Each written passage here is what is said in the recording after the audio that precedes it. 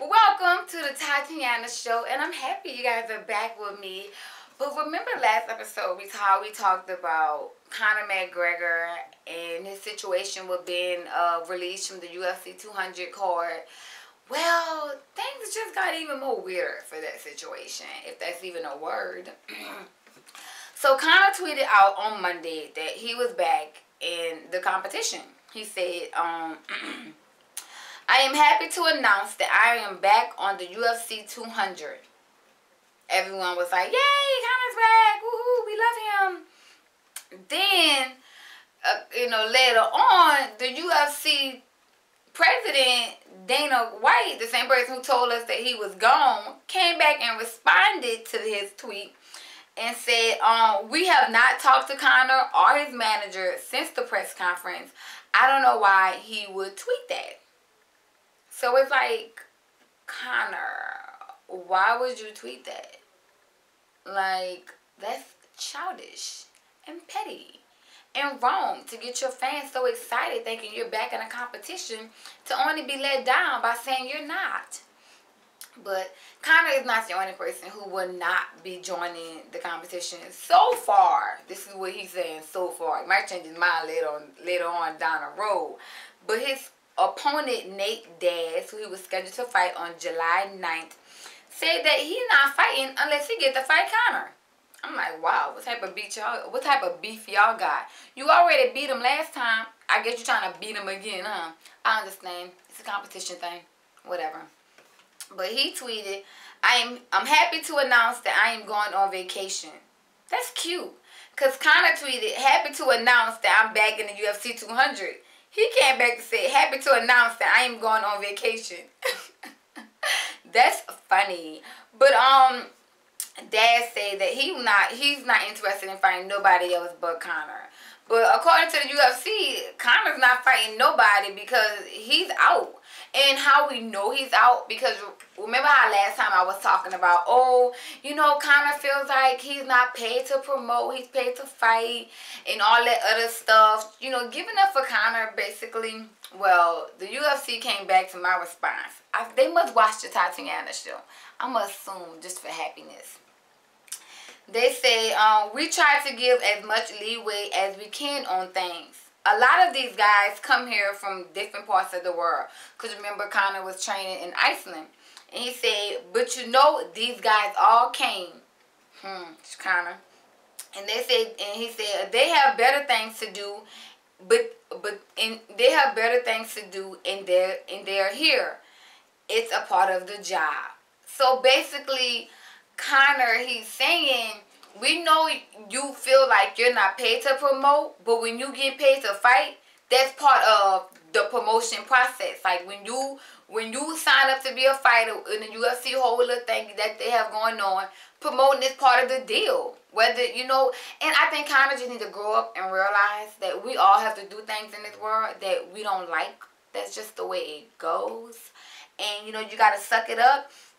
But as of so far, from how the UFC sounding, like, they're not even interested in getting Conor back. They're like, it is what it is. He's not back in the competition, and we will go on without him.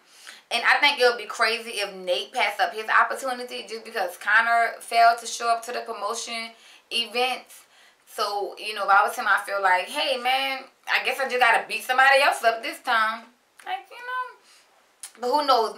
They do have a lot of time till July. Conor might, could work out some kind of deal and get back in. But as of now, even regardless of what he tweeted, he's not back in. So I guess don't listen to it. I don't know. But on uplifting news about people who are coming back, the hit show Underground did just sign off to do a second season on WGNA. I'm happy for them because I love Underground. It's a good show. If you don't watch it, you need to watch it. It's a great show, actually. It takes place in Georgia, and it's basically about some slaves that's planning, to run away. And it's just so intense, and it's so electrifying, and it's just in your face action, and it just make you feel like you're there. And it's a great show. It really is. And if you haven't checked it out, it's not too late. The season will not end. The season finale won't be until May 11th. So you still have chances to kind of, you know, get an idea of what's going on. And I'm sure that the show is like on demand, so you can watch it on demand. Or you can always go to WGNA website and you can watch the full episodes there to catch up. But it's not hard to keep up, so you'll be fine. But it'd be nice if you watch from the beginning. But that they say that the show will be set to start producing for season 2 this summer, and it will premiere 2017. And also, according to Vanity, Underground is the most watched original scripted series on WGNA ever. Ever. So that's impressive. Congratulations to all of the cast of Underground. Thank you guys for taking the time to be a part of that and doing that. And also I want to thank John Legend because he is the producer of the show. So I want to thank you, John Legend, for your idea and your creativity and your hard work to, you know, get the show on the network, because I like it and my family likes it and it's really good, and I appreciate the quality work that you guys make. And it's so awesome. It's such a great show. Like, it has like a modern twist. You'll hear Kanye, you'll hear like a lot of modern music. So it's in a slave time, but it's so modernized. It's great. It's love it. Check it out. I promise you, would I ever lead you wrong? I didn't think so. But Prince happens to sell over $250,000 250,000 albums on the day of his death. I think that's so crazy how when people die, they always sell. Like, I don't know. It's like, oh, they dead. Let's go buy a CD. But I know Michael sold, Whitney sold, James sold. Everybody sold when they died. That's just so hilarious how humans can be. But either way it goes, he sold over 250,000 copies, albums. One album that ranked in #1. It was the very best of Prince. That album came in on the Billboard 200 for the #1, selling 179,000 copies. And then coming in #2 was the 1984 album Purple Rain, selling 69,000 copies. Congratulations. And then we have the hit slash the B-side, and that sold 41,000. And that came in at #6 on the Billboard 200. So that makes approximately 256,000 albums sold. And Prince died, what? Like April the 24th that was? It hasn't been long since Prince been dead. And he sold. Impressive. Impressive. But you know that the superstar was cremated. And that they had a private ceremony for his family, and that I just hope everyone is doing well. I really do, and I hope that they're, you know, dealing with this well and professionally and on a mature level. But yes, I still send my condolences to the family because they may still be hurting as well. But Beyonce finally aired Lemonade on HBO, and you know I watched it. It was good. It was beautiful. It was so Beyonce in so many ways, and I thought she was amazing. She was sexy, she was creative, and I loved it. And I want to know if you guys watched the Beyonce Lemonade video. Tell me what you think. Leave your comments on how did you feel about the video. Did you like it? Did you hate it? Did you, you know, thought it was too emotional? I don't know. I felt like it was great to see a side of Beyonce that we usually don't see. And it was great to, you know, see her open up about her personal life. And what's so funny is that after the story happened, everybody started attacking Rachel Ray because they got her mistaken with Rachel Roy. That's wrong. First of all, it's wrong to even attack Rachel Roy because you don't even know if that's who Beyonce was talking about when she said Becky with the good hair. But Rachel Roy do have good hair. Side note, side note. And a lot of the BeyHive fans attacked Rachel Ray. And I'm like, oh my God, poor Rachel Ray. She don't do nothing but cook.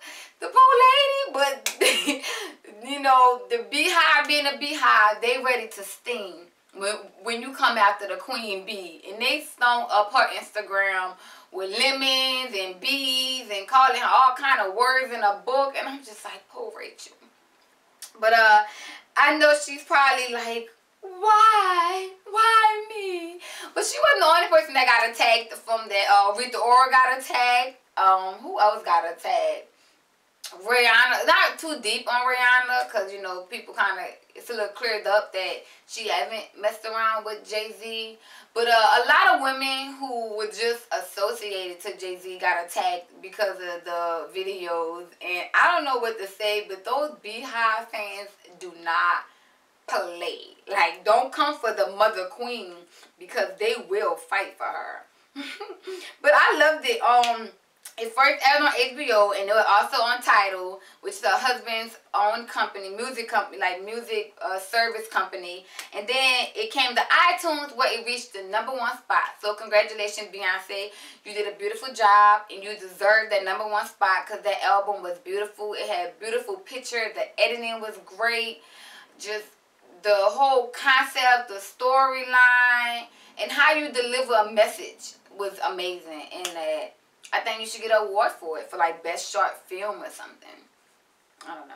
Drake and Future are teaming up for a Summer 16 tour. Amazing. I'm excited because I love Drake and I love Future. So together, that is like in heaven. And that the tour is set to go all over the United States, and one of the stops is New Orleans. I'm like, yes. On September 2nd, they will be in New Orleans. I gotta go check that out, because I love Future and I love Drake. Like, I think it would get no better than those two together in a concert. Beyonce, but, you know, aside from talking about rappers, you know, do a rappers thing. Yeah, I think it would get no better than that collaboration. Jay-Z, thinking about Beyonce again. Future and Drake in their Summer 16 album. And it is rumored that the two may be working on another album together. You know, they first released it, What a Time to Be Alive. Well, Future tweeted FBG times OVO. You know, FBG is Free Band Games. That's Future's label. And OVO is October's very own Drake's, you know, label. And I hope so, because they are like really good together. And What a Time to Be Alive was a great album. It made me feel like it was such a time to be alive, even though nothing exciting was going on in my life. But I was just excited to be alive, to hear this album.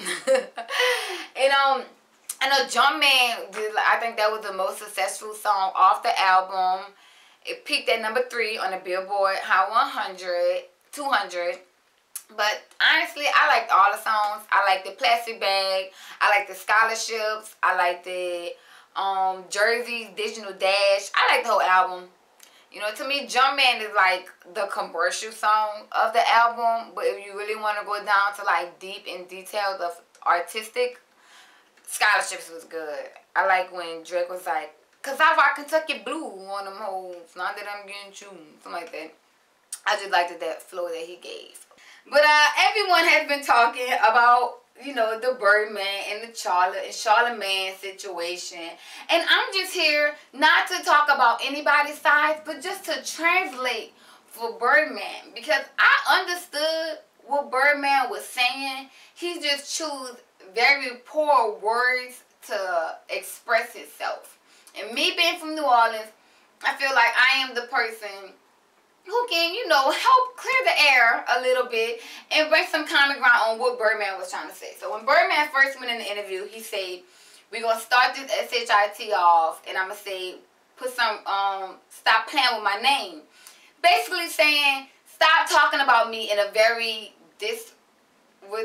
disrespectful way. And then he also said, "You're going to put some respect on it," like it was a sandwich. He was meaning, when you ask me questions referring to me, come at me in a respectable way. That's what he was meaning. And then they wound up opening up the show, and Charlamagne told everybody that, you know, Birdman cussed. And Birdman was like, "I'm over that," meaning, I cussed you out earlier, now it's time to get started with the interview. And then he also told Charlamagne, if I had an issue with you, you would have felt me. Meaning, if I didn't like you, Charlamagne, you would have known I didn't like you. But I'm here because I don't have no problems with you to that degree. So let's start the interview. But for some reason, Charlamagne wanted to bring up Rick Ross, Trick Daddy, and that's when Birdman told him back, but I'm talking to you. Meaning, don't worry about how I handle those situations with those men. Let's worry about how we could fix this. And repeatedly, Birdman kept saying, what's happening? Like, what's up? Meaning, let's start the interview. I'm here. Let's talk. And I guess Charlemagne couldn't really comprehend that because, you know, they're not from the same place. So, of course, they use words differently. But I understood what he was saying. I just wish Birdman could have used better words to describe or to express what he was trying to say. And some of all that, he was just basically saying, I don't like how y'all talk about me, but I'm here to defend myself. But in the process, don't disrespect me with crazy questions. But Birdman, you gotta do better on delivering your message and talking to people, because not everybody, you know, grow up the same or have the same knowledge of things. So you gotta be as cordial as possible. But that's all the information I have today on the Tatyana Show. Thank you guys so much for watching, and I'll see you next time.